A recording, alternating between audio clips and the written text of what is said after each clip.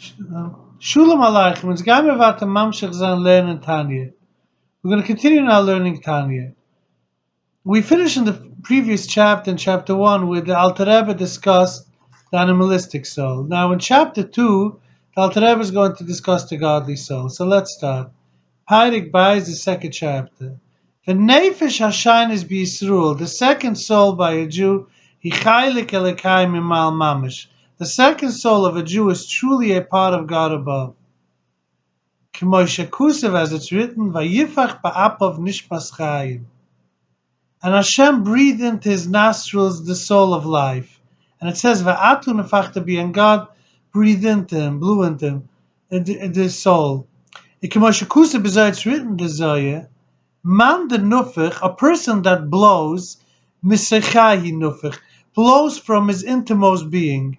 Perish, the explanation is Mitoch Yosef and Pnim Yosef, from his insides, from his inwards, Shetoichis Pnimius Hachayis Shebuudam, the innermost life of a person, Moitzi Benefichius Bekoich. When a person blows, he blows from his innards.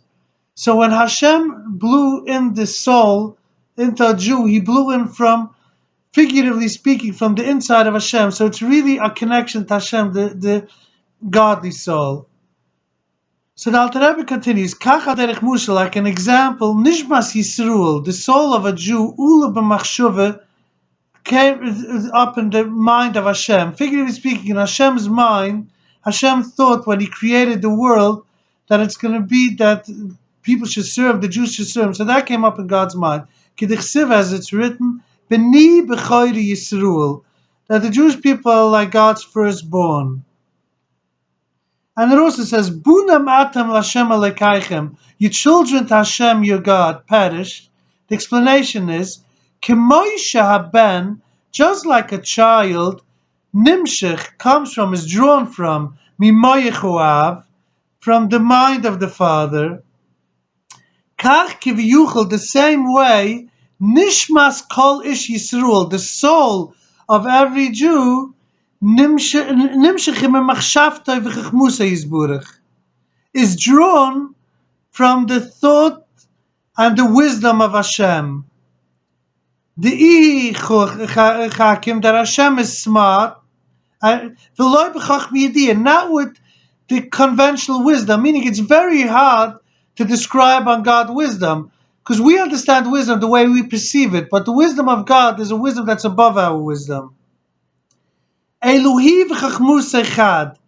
But God and his wisdom are one. It's very interesting. He's explained like this. We come from the wisdom of God, from the thought of God. But a created being, a human being, when you think, it is you and what you are thinking. Your thinking is not you. It's something external. But God, the thought of God and God is one. Because there's nothing external from God. Everything is godliness. So if the godly soul comes from God, then it's like a piece of God.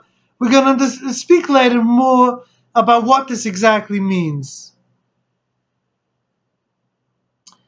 As the Rambam writes, Shehi Hamada, that Hashem, the Rambam says that he is knowledge, and knower. And this thing, this is not within the power of any man to comprehend clearly. Because we know we have a brain, and the brain retains knowledge. So the brain is one thing, and knowledge is something else. But the Rambam says that Hashem is not like that. God is not like that. He is knowledge and the knower. So it's very hard to comprehend this. As it is written,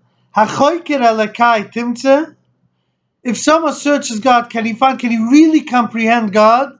It says, that God's thought is not like our thought. So now we finished that we understand that our godly soul is a part of God.